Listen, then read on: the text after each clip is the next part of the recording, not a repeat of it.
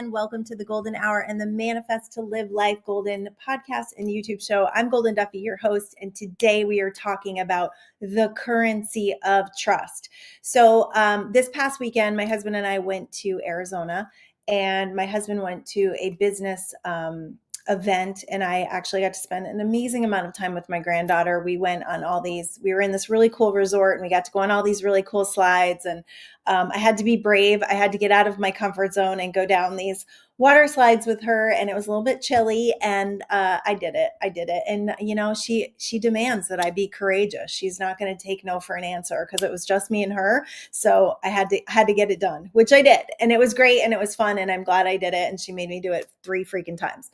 One thing I was thinking that I'm really grateful for, and this is something that I always implore people to do, is to be in good physical shape. Because I was in good physical shape at 52 years old, I work out almost on the daily, and I'm really into just physical fitness and having muscular strength. I had to carry up this huge flotation thing, 6 flights of stairs.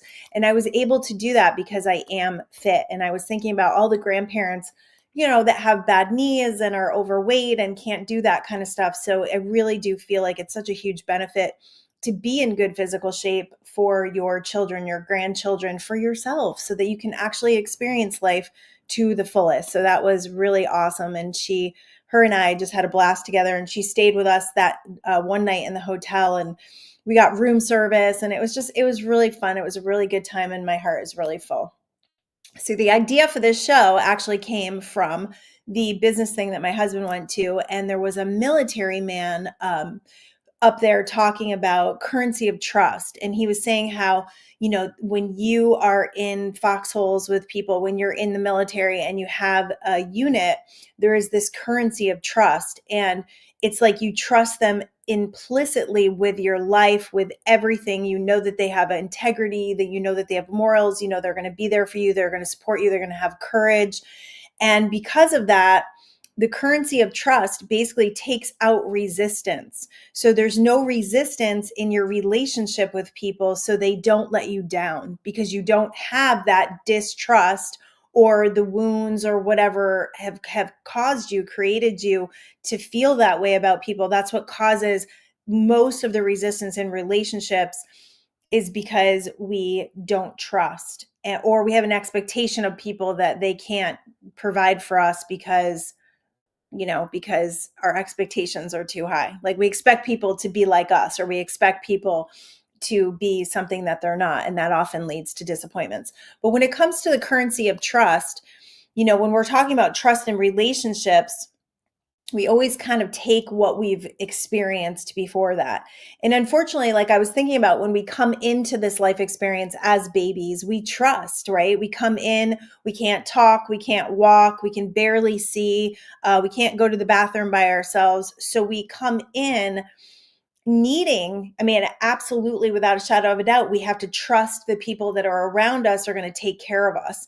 And unfortunately, or fortunately, in the scheme of our expansion and growth, people often may let us down. And that's when we start to build walls around trust. That's when the breakdown of trust begins. Up until the age of 5 to 7 is when your belief systems are created.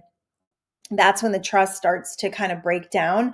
And then because that trust breaks down, because somebody does something at those early stages that causes us to go, oh, I can't trust life, or I can't trust this person, then we start walking around that way. And then our belief systems that we have about trust actually create. So then we get more situations to distrust life, to distrust people.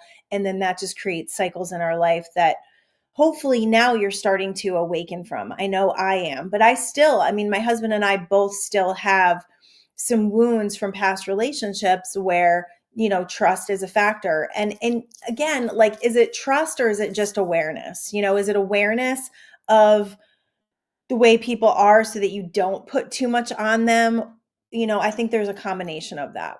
So I decided to look up the word trust. I used to do this all the time, and I really like it. So it's a feeling of reliance, like you can rely on someone. So to trust someone or something is to have confidence in their character, ability, or truth. It can also mean to believe that someone is honest and will not harm you. Trust is a foundation of relationships because it allows people to be vulnerable and open up.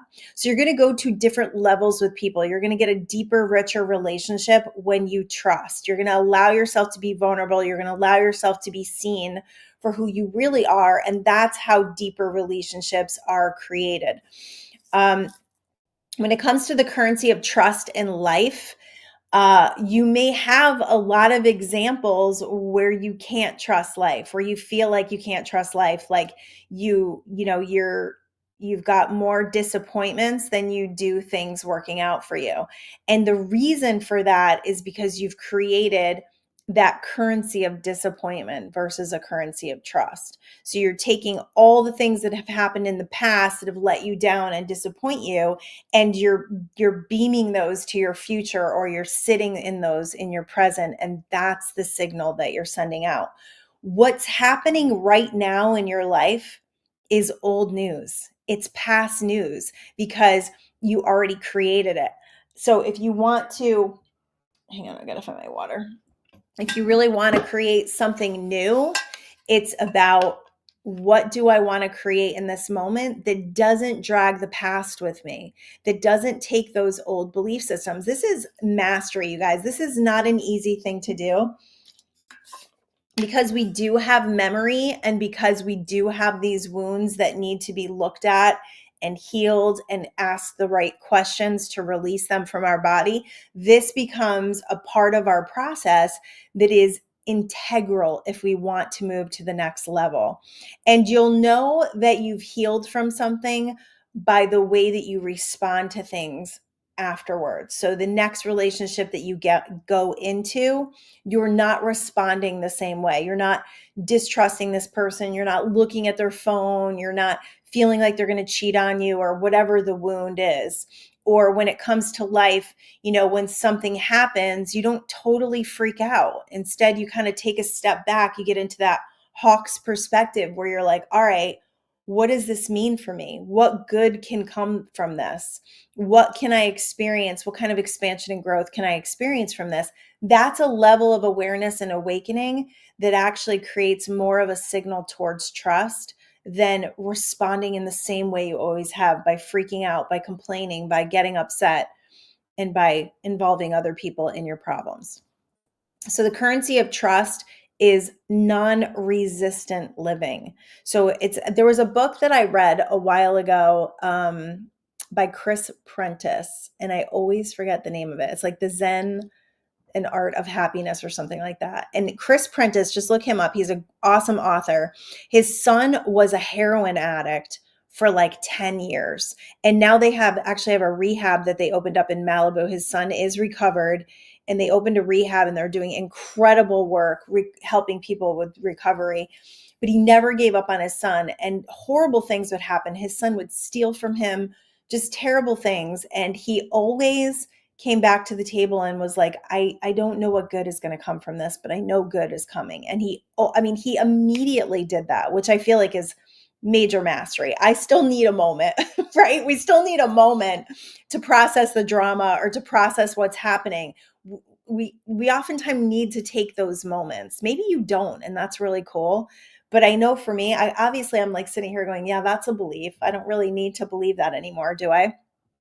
But when something happens, we get all of those emotions get triggered, and we need to kind of step back and go, all right, how am I going to deal with this? How am I going to respond to this? If you feel triggered a lot and you're jumping down people's throats, that means you've got wounds that are like out there, like major wounds that are out there. I heard a funny thing the other day about people getting your goat. That's actually an expression I use a lot. And it was like, well, then put your goat in the backyard. Like, don't leave your goat out there, or don't leave your buttons out there for people to press, right? Because if you're walking around in that state of just like allowing your emotions to just rule the day, you're not going to be a very powerful creator, because you're coming from a wounded state. You're coming from a state that needs healing, that needs to be looked at, that needs to be addressed. It doesn't mean you're going to be perfect. It definitely doesn't mean that we're perfect. We're still going to have moments where we say things or do things that we wish we didn't do. But those things that we do are great awareness. They show us where we need to work, where we need to heal. So that's really important. But non-resistant living is looking at your life circumstances, things that are happening. We just had I'm not going to get political on you, I promise. We just had an election a few days ago, and no matter how you feel about it, I would implore you to take a look at the feelings that are coming up. If you're super excited and you're super happy and you think that this person that came into office is going to fix all of our problems, okay. If you're really upset about what happened and you think your rights are going to be taken away and you're feeling very powerless and you feel like we're in trouble, I would take a look at that as well, because you're sending the signal to your future. Listen, no one has taken anything away. Nothing has happened. Nothing has happened. And when you look at things on Facebook and you look at things online, or you listen to the news, please don't listen to the news. When you take in information, you've got to start discerning if you want that to be your world, if you want that to be something you're creating from. Because if you're not, then don't listen to it. Don't believe it. Don't take it in. I know this sounds like putting your head in the sand, but it's really not. This is really about deliberate creation. What do I deliberately want to send to my future? Do I want to send anger? Do I want to send hate? Do I want to send frustration? Do I want to send powerlessness? What do I want to send? Do I want to send joy? Do I want to send positivity? Do I want to send solutions and great outcomes and actually programs and things happening to help people? Yes, that's the world that we want to live in. So the timeline that you're on right now, the frequency that you're in right now, is all based on how you're feeling and where you're letting your emotions run, because your emotions are that energy in motion. So I am not a fan of getting into political discussions. And if people get too political on my page, I usually unfollow them. I will not unfriend a person for their political views, but I unfollow. And I have to say, as spiritual leaders in this world, as people that are guiding people, if you're in that profession, I would suggest that you kind of take your eyes off of that, because if we are getting swept up in the emotions of what's happening outside of us, which is part of the illusion, right? We aren't going to be able to serve people in the same way, because we're going to be cutting people off. We're going to be judging them for the belief system that they're in. Because really, politics, that's all politics is. It's a belief system that you're in. And because you're in that belief system, you're gonna attract more of that belief system. So nobody's right. Nobody's wrong. We need to come together. The division that's happening right now, is the division and separation, to me, is the worst thing that's going on. But again, if we're living in the currency of trust, that also is about bringing us all back together. Like, we don't know our unity until we know our division, right? So this division that's happening is part of the grander evolution of our frequency and coming back together in unity, because that desire is being born right now through people. The desire to be unified again is being born. It really is. There's more of that than there is of the hate and the separation. So I would ask you to definitely take a step back from what's going on. I would definitely unfollow people if there's a lot of hate or a lot of making fun of other sides or whatever. I would just get it out of your field, because it's never, although it may feel good, right? Whatever side you're on, although it may feel good to put yourself in that place and to read those things and to join those people, right? It's deteriorating your actual vibration. It's actually taking away from the joy in your life because of the other end of it. Because when you see the other end of it, then you get that spark of disgust or whatever for people that are tuned into a different belief system. That's all they're doing. They're just tuned into a different belief system. So in the currency of trust, there is the element of resistance being freed from the element of resistance. So as life is happening, as circumstances are happening, you are in decision mode. You are deciding in every moment how you're going to deal with something. When you are triggered, when you are in emotional distress, right? When you're triggered to the negative, right? And emotional distress, you don't have control over your creation powers because you are allowing your emotions to create something that doesn't feel good, right? When you do that, you're lowering your frequency. You're lowering your vibration, and it's necessary. It's not something we're supposed to run from or hide from. It's something that we are becoming aware of, which actually changes nothing. So that can be very frustrating if you think, I should know better. Don't do that to yourself. That's the shitty committee. Don't do that to yourself. What you need to do when you're noticing things and you're aware, and maybe you have a moment of rage, or maybe you have a moment where you say something you wish you hadn't said, it's looking at that moment and it's saying, all right, what led up to that moment? What brought me to that moment? This is really good practice also if you find yourself in addictions or something that you don't want to be doing anymore, like eating unhealthy or drinking or doing drugs or whatever. What was the upcoming energy before you did it? How were you feeling before you did it? Because if you can connect with the feelings that led to it, then you can start getting more aware of your feelings and take that pause, take that break, take that breath so that you don't respond the same. This is a new neural pathway. You're going to have to create a new neural pathway.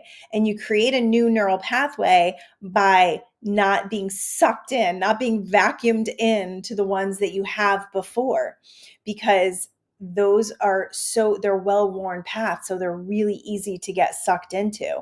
If you can catch yourself in the first couple of minutes of that and say, oh, that's right, I don't want more of this, right? And you can take a break, a nap, meditate, listen to music, go for a walk. If you can take a break and start talking yourself out of it, which means you're no longer listening to the shitty committee. You're creating a new neural pathway that has to do more with yourself, with your inner self, with the true self, with the whole self.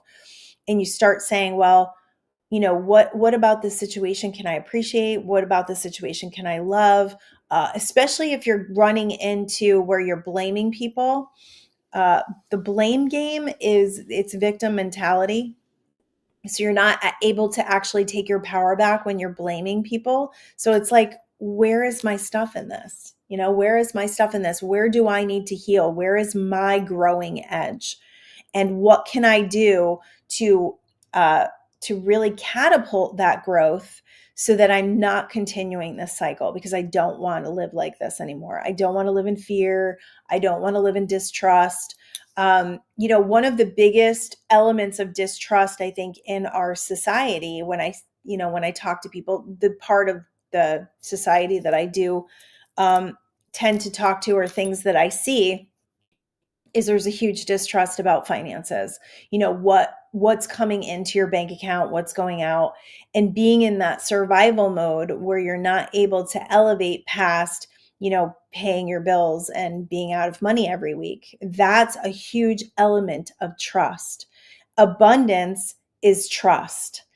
Trusting that it's always going to work out for you. Action also is part of that. So if you're in a habit of asking people for money, and I have some family members that are like this, and got into the habit of asking people for money, or it kind of happened when the government started giving people a lot of money. A few people in my life experience shifted into that powerlessness, and the government's got to give me money because I can't survive on my own. If you're in the habit of asking people for money, you're in a very powerless position. And yeah, it works. Sometimes it works. I've had to ask people for money. I think that the part about asking people for money is a very humbling situation that we may benefit from. I feel like I benefited from that, to humble myself, and then now to be in a position where I can actually provide money for people is pretty cool. But I'm careful with that, because if we give too much, right, when people are in desperation, that can also be an ego thing. Like, I've got the money, so I'm going to give it to you and I'm going to do you a favor, right? That can be an ego thing. So I'm always very aware of that as well. Like, what is my intention behind this money? So looking at that and saying, if I keep asking people for money, I may be getting that money, but to what cost? Is it costing me my ability to create something different? It is. It definitely is. Is it putting me in a lower vibration so I can't truly experience abundance? It is. It definitely is. I know because I've been there. That's the only reason that I can speak to it. I had to borrow money several times in my life experience. One time in particular, when we moved to California and we didn't have rent one month, and we were literally 3 days from being evicted. Scary, very scary. Couldn't breathe for a few days. And then having to ask for money and humble myself, which didn't feel good. And getting the money and then having a giant amount of gratitude for that. But then kind of wondering, like, was there something? And honestly, we were doing everything we possibly could to bring in money. We really were. What changed in that moment for us was we decided that we would start paying our rent every 2 weeks, because to be at the end of the month and not managing money, not being able to manage money because there wasn't enough money coming in. So we never struggled with rent after that. I mean, we probably struggled, but we never didn't have our rent after that. So we would pay it every 2 weeks. So it wasn't this huge. That's a really great idea, by the way. Paying your car payment every week is a great idea. And paying your rent every week is a great idea, or your mortgage. Like, you actually will pay off your car loan faster if you do that. That's how I actually paid off my car, or paid down my car, because I was super upside down. I did it by paying it weekly for a few years.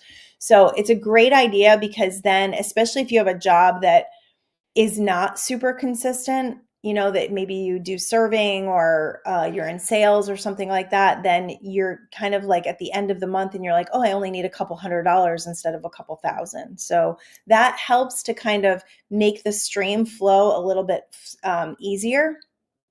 So that's some things that we did back then. But asking for money is something that I think sometimes we need to do it, and that's okay. But then moving forward, if you get into the habit of it, you're not going to be living in a currency of trust where you are up leveling into an abundant state. You're going to be grasping, you're going to be in survival mode, and you're not going to be able to elevate past this life lesson, or this lower awareness type thing. There was a book out by Michael Bernard Beckwith called Spiritual Liberation, and I don't remember anything about the book, but I remember this one particular line that I'll never forget. And he said, if we are living in survival mode and we are worried about our bills and we're not able to pay our bills, we can't really live our true purpose. And that stuck with me, because I thought, I didn't come here to do anything less than my purpose. I came here to elevate in every possible way and to inspire other people to do the same. Not even inspire, but to educate people on doing the same. So it's not, inspiration feels a little egotistical. It's more about education. It's more about showing by example how you can go from bankruptcy and house foreclosure and feeling like you can't breathe, to an abundant lifestyle where you're doing things that you only dreamt about and only imagined doing. And that's there for you. I promise you that's there for you. And today marks the day that everything can change. If you believe it, if you believe me, and if you decide that that is possible for you, and then you activate some energy. I think that is probably the biggest thing that's missing in a lot of these law of attraction teachings and components, is the action part of it. Because if you're just sitting there, and yes, this does happen, people do have things fall into their lap. But if you talk to anybody who's like made it big or become successful, they did a lot over a long period of time. And people don't, they think that they made it overnight. And honestly, they had put it in the work. So the activation of the energy tells the universe, tells that creator mechanism that you're serious, that you mean it, and that you're going to do what it takes to get there. Because if you're just hanging out all the time and you're just like laying around, first of all, your vibration isn't very high when you do that. It's not very high when you're laying around watching TV or being lazy, or relaxing is great. it's awesome. But if you've created a lifestyle around it, you're not going to activate much life force. If you really want to activate life force in this currency of trust that I'm talking about, this currency of life force, go for walks in nature, notice beauty, talk to people, act on your intuition. When your intuition tells you to go somewhere and do something, there's a reason for that. And you'll see it. You'll either see it because you didn't do it or you'll see it because you did do it. So following that intuition and then quieting your mind and meditating is one of the greatest ways to turn up that volume of intuition. So, currency of trust is probably, it's one of those things that you can't teach it. I can't tell you how to do it. I can only say that it's going to happen for you, whether it's happening right now or you're on the cusp of it or you feel like you're far away from it. Currency of trust is absolutely, it's a level here. I really believe it's a level, and it's part of our progress in sharing who we really are, right? When we're in non-resistance, right? When we just feel free. Like, think about this for a second. When was the last time that you really felt free? Like, you didn't feel bogged down by your problems, or you didn't feel bogged down by the election, or you didn't feel bogged down by your finances or an illness or a relative or a spouse, right? Like, all those things that kind of pile on top of you, or a child. Maybe you have a child who is struggling right now and that's consumed you. Been there, done that. Not a good idea. Not a good idea to let your child or your spouse or anybody's outside of you's problems consume you. Because if you do that, you don't have a currency of trust. What you end up doing is you send a lot of worry and you send a lot of negative energy to people. And when you do that, it keeps them in the same place. It slows down the energy around everybody. Your field slows down, their field slows down, and it takes you out of who you really are. It takes you out of the joy of life. So if you want to live that currency of life force and trust, it's about looking at circumstances and backing away from them. So you're not on top of them, right? Think about it. When you're in a problem and it's swirling all around you and you can't see your way out and you're just like in this negative state and you're worried and you're fearful and anxiety just takes over your body, right? What does anxiety feel like to you? Is it in your heart? I usually get like heart palpitations. Is it in your stomach? Do you have a stomach ache? Those energies are being tuned into by your attention. So your attention, it's like a radio station. It's like you went over to the radio station and you said, I'm going to dial into my problems today, and I'm going to focus on my problems until I make myself sick, until I feel terrible inside. And then I'm going to spread that all over the world. So everywhere I go, I'm going to be annoyed with people. I'm going to be aggravated. I'm going to yell at people, and I'm not going to be available, right? That's how we literally shut down our availability of our truest essence, which is love, which is joy, which is lightheartedness. So instead, we can wake up in the morning. Waking up in the morning is your first chance at really making something great for the day. I can wake up in the morning.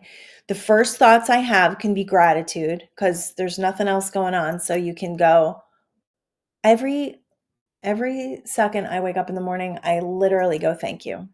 Thank you for another day. Thank you. I do, because I want to be in the greatest, it's such a habit now, but I want to be in the greatest frequency when my feet hit the floor. So then as you go through your day, meditating in the morning is a really good idea. Exercising in the morning is a really good idea. If you can get nature in, great idea. If it's not too cold.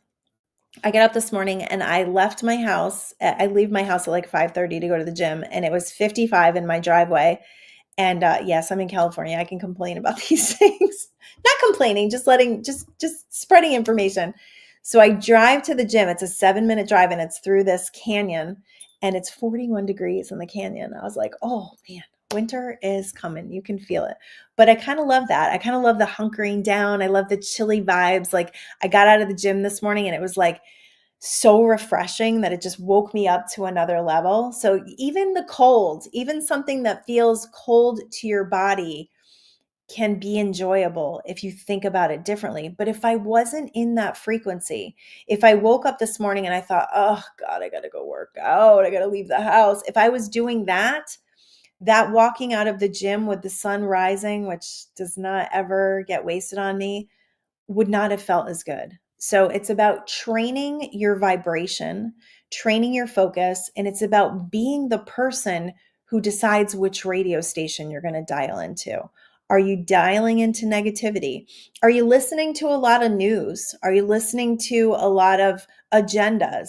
Because right side, left side, wherever you are, there's agendas everywhere to make certain people believe certain things in certain ways.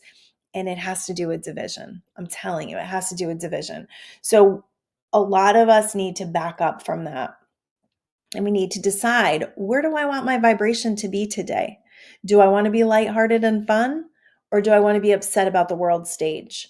It's up to you. You have a choice every single moment of every single day. And if you don't feel like you do, I would encourage you to go back and listen to all of my shows, because what happens when you listen to my shows, this is what I've noticed, this is the downloads that I've gotten from it. It's not just the words that you're hearing, it's it's the frequency, it's the energy that you're tuning into when you come here with me, because the information that's being shared with me is there's a shift in the energy with it. So you're not, so when you listen or you read my stuff, this is not, I swear this is not bragging, when you listen or read my stuff, you're going to bring yourself into a different frequency, because it reminds you to get out of that monkey mind. It reminds you to get out of that negative story in your head that may have become a habit. And many of us just have had that habit, whether it's the way you came into the world, whether it's how you've been trained by other people, whether it's because life has knocked you down too many times. There are, I am very aware of that shitty committee, and very aware when it starts getting on me or trying to beat me up or trying to tell me that I'm not doing enough. I've had a real settling with that this year, real settling. And I feel like it's definitely part of shedding that ego where it's like, I have to be something, I have to be successful, I have to do things a certain way. And it's more about, I'm going to step into the flow of life, and I'm going to do the things that really get me excited when I feel called to that. And then taking your day and deciding how you want it to go. No more people pleasing, no more obligations. Of course, we have things that we need to get done, but it's like, what is the energy that we're doing them in? Creating that currency and that flow means we're not in resistance to it. That means when you get a flat tire, you're not crying on the side of the road. You're in solution mode. And probably what's going to happen is some wonderful, this has probably happened every single time I've ever had a flat tire, some wonderful stranger will stop. There was a time I got a flat tire. This was probably the craziest thing I ever happened to me on the road. I was with my grandfather and all of my kids, 4 kids, in the back of my minivan. And I was on a road called Route 8 in Connecticut, which is a very narrow highway, people flying. And I got a flat tire, and I could only pull over where the two road, like where the exit was coming in. So I was literally in between the highway and people getting on the highway. And it was so scary. And within 2 minutes, a man pulled over, an angel pulled over, changed my tire, and got me back on the road. It was amazing. So, when you're not in the element of frustration and disappointment and distrusting people and distrusting life, your life is going to show you something very different. And truthfully, how does it serve you? This would be really some great questions to start asking, and start doing some writing prompts about what's happening. How does it serve me to be in worry? How does it serve me to be in fear? Because remember, I've shared this before, there's an addiction to drama. Drama makes us feel like we matter. Drama gives us attention, right? People give us that negative attention. Remember when you were little and it was like any attention was good, right? So what are you getting from fear? What are you getting from worry? Because there's always something that you're getting from it that will cause you to be in that habit. So if you go, oh, okay, so I'm fighting with this person because it aligns me with these other people and it makes me feel like I belong with these other people when I talk about that person behind their back. Or I fight with my spouse because it makes me have better content when I'm with my girlfriends because none of them get along with their spouses. I don't do that, but just as an example, right? As an example.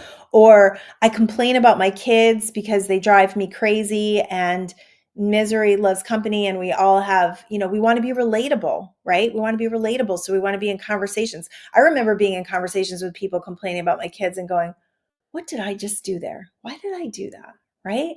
It felt good, but then I've got all this junk activated about my kids that I've actually been working on having higher awareness about. So be careful with your words, be careful with your conversations, and be careful with your focus. Because if you are, and this is not like, we don't need to play like Nazi with our mind. We don't need to be this like vigilant, it doesn't have to be such hard work. It shouldn't be that hard because if it's hard, then it's going to take you out of joy.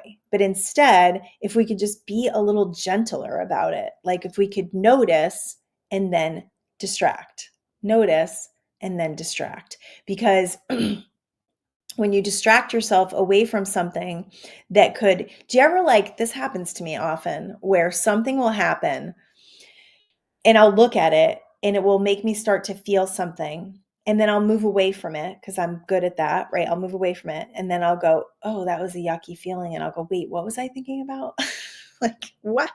And then I'm like, oh, I don't have to think about that. Or I don't have to think about that in that way. I don't have to think about that thing happening that way. I can actually move over here. I can decide that's going to work out. And then I can move over here and I can think of something else. I can get in gratitude. I can stare at the blue sky. I can look at the birds. We have choices. We have choices. We have a choice to live in distrust. We have a choice to live in resistance. We have a choice to live in victimhood and powerlessness, or we have a choice to do the absolute opposite, to live in trust, to live in abundance, to live in freedom, to live in joy, and to just clear all that stuff out, all that murky energy, all that yucky stuff. I feel like there was a lot of yuck this week. And if we can be the ones that rise above that yuck, then we are going to be the leaders in spirituality. We're going to be the leaders in helping people to see that that's just an illusion and that's just a way that they're being controlled. And we don't have to be those people. And I really love that. I really do, because sure, I can get into conversations and I can pay attention to that stuff for a while, but I thought about it the other day and I was like, what am I sending to my future? What am I sending to my future?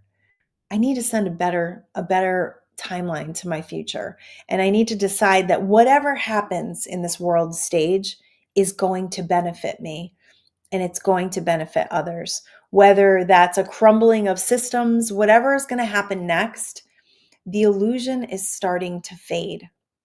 And if you can put yourself in a place where you can see the illusion and go, yeah, I see that that's happening over there, but I'm going to step over here and I'm going to do things that I feel passionate about. And I'm going to spend my time talking about things I love. And I'm going to spend my time living in abundance, the abundance of the universe, which is not money, by the way.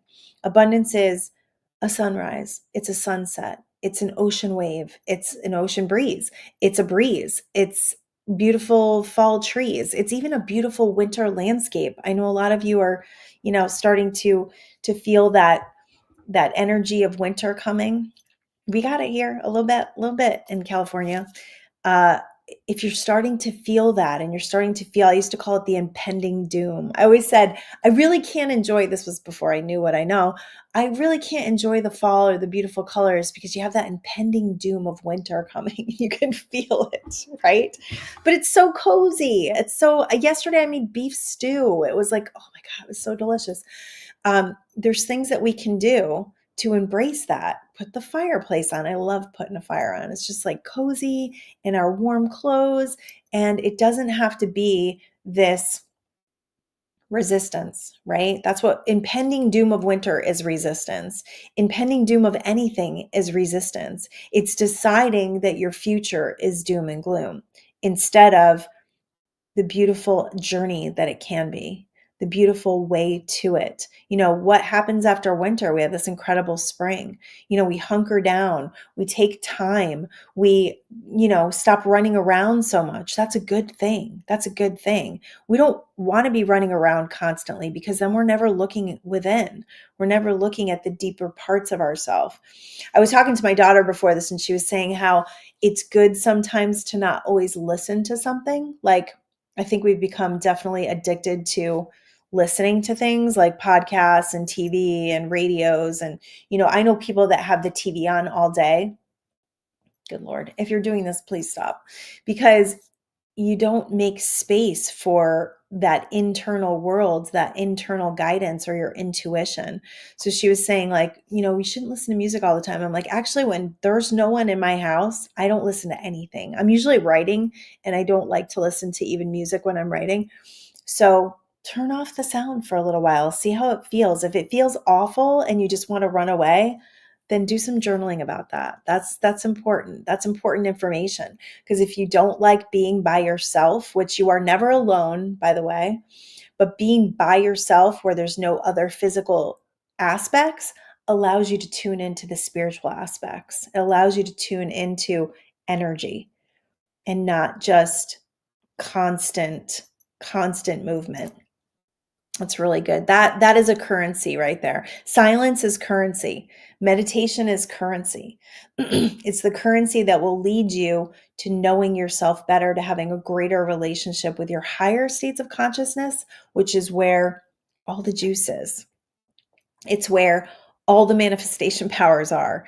Meditation in quantum physics is considered zero state awareness. It's where everything is created from. So you get a clean slate until you come out of your meditation and start thinking about what you were thinking about before that didn't make you feel good. But if you don't do that, and if you decide, I'm going to carry this meditation with me, and I'm going to look for things I want to see, I'm going to look for things I love, I'm going to look for things that help me to feel grateful, then you're tuning into a world that can bring you more of that. And again, it doesn't mean everything's always perfect, but it does mean that you're in a frequency to handle things at a much better place, right? At a much higher rate, instead of being in the low frequencies where you start to feel like everything is against you. If you do feel that way, if you do feel like life is against you, I would take a look at what's happening in your life and how you are contributing to it.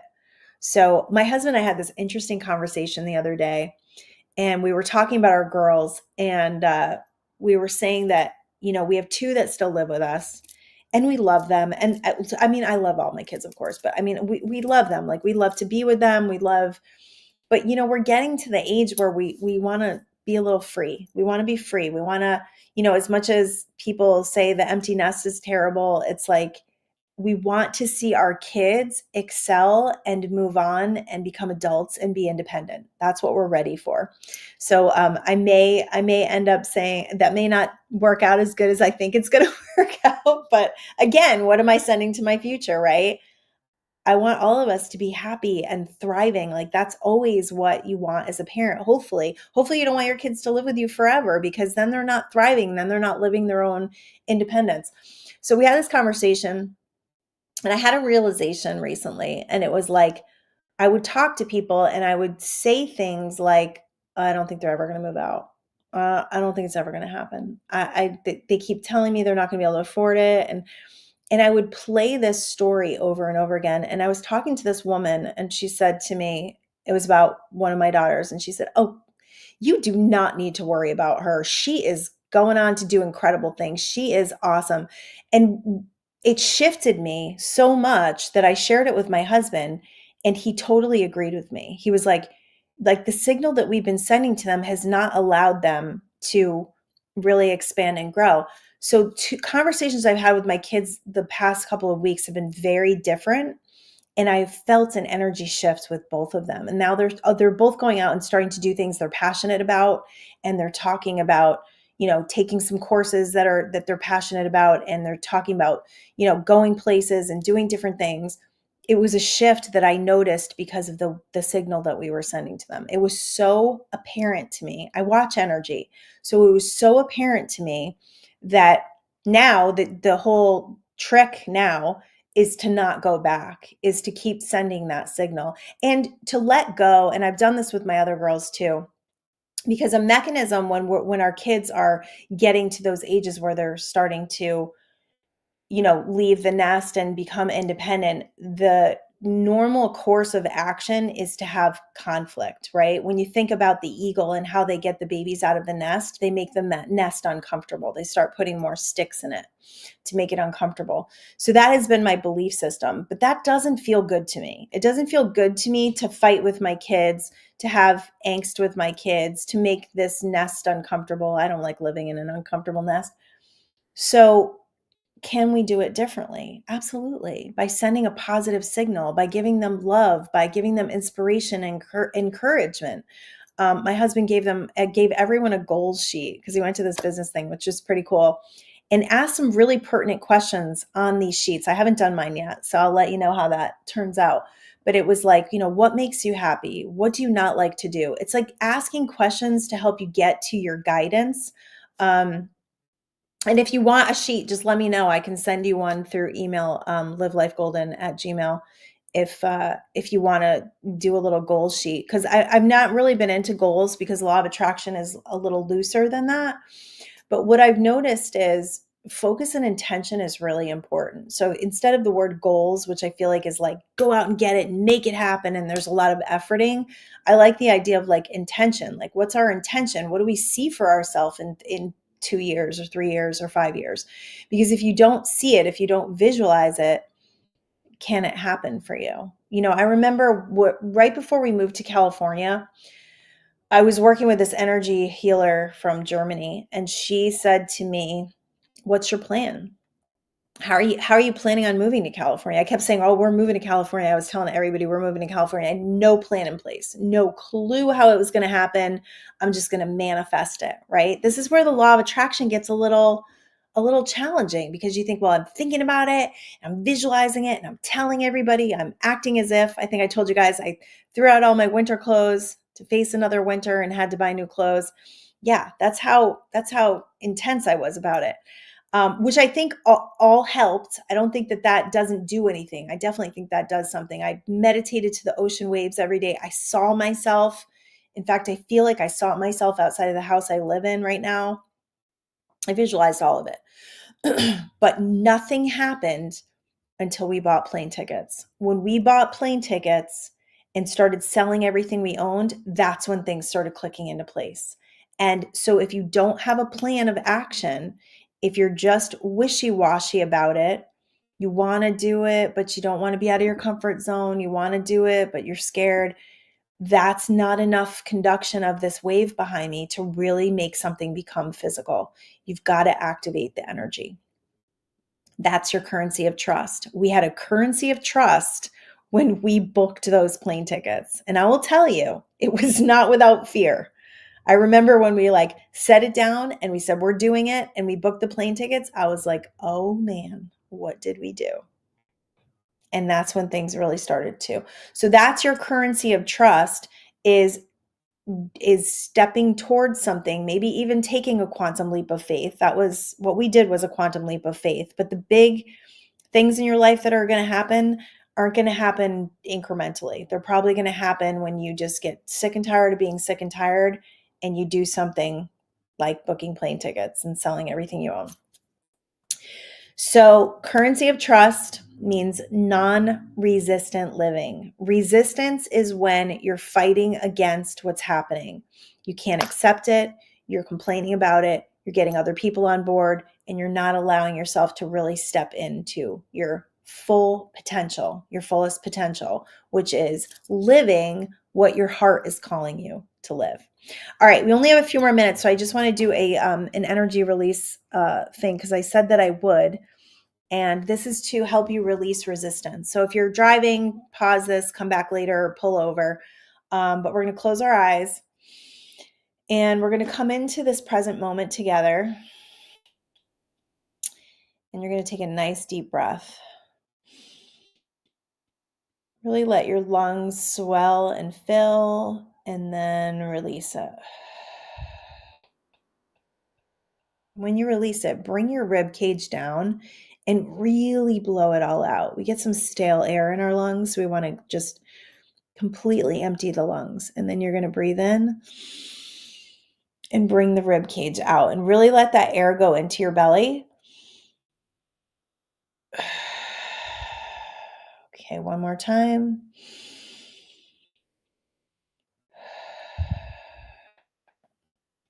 All right, so we just call on those energies within each one of us. We call on the divine guidance and inspiration from all of our non-physical loved ones and guides and divine intelligence itself. Ooh, so much fluttering. I love that. And we're just going to call out all resistance within us. So take a deep breath. You're going to breathe out all distrust, all resistance to life, all pessimism, all cynicism, all energies that cause you to be in the negative side of life. So all of that, seeing the glass half empty, all energies that do not allow you to fully trust. So we release fear, worry, anxiety, any hate or anger that has come up this week or this lifetime. We just allow that to release because that doesn't allow us to really step into the love and the truth of who we are. We release all energies of unforgiveness, all energies that are connected to an agenda that creates separation and division. We release all the energies of anything that creates angst for you. Yeah, anything that lowers your vibration. We ask for a full release of the focus and attention on those things, the addiction to those things. We release all addictions to drama, all addictions to that shitty committee, those thoughts that don't allow us to be who we truly are, that monkey mind, the distractions, the addictions. We release all the energy around that. Yeah, just breathe it out. And breathe out any low self-esteem, low self-confidence, powerlessness, unworthiness, untruths, perceptions that cause you to believe lies or to send negativity to your future. Release any energies of feeling unlovable, undesirable, feeling left out, abandoned. Yeah, release all that. Good job. Good job. All right. Release any tension, any pain, any stress. Let all your muscles just completely relax within you. Letting all the lack energy go. And sending in this beautiful light of awakening. So this light comes through the top of your head and it's going to come through your neural pathways, kind of giving you a little wash of your neural pathways, sending this wave of light swirling all the way down into your body, into your throat, allowing you to speak your truth, but your truth that is connected to love. So bringing that energy into your heart, we really amp up the heart energy of love for the life, for the currency of trust and faith. Bringing that light into your abdomen, activating that power center, activating your creativity, going all the way down to the root of your body to activate your support and prosperity and your intention to truly trust life, to truly trust others, to start sending the signal to faith in the belief and the knowing, the foundation of well-being, which is that all things are working out for us. And just breathe that light in all the way around your body, all the way around your legs and your feet. allowing your feet to be grounded in this beautiful energy of truth, honesty, integrity, trust, and faith.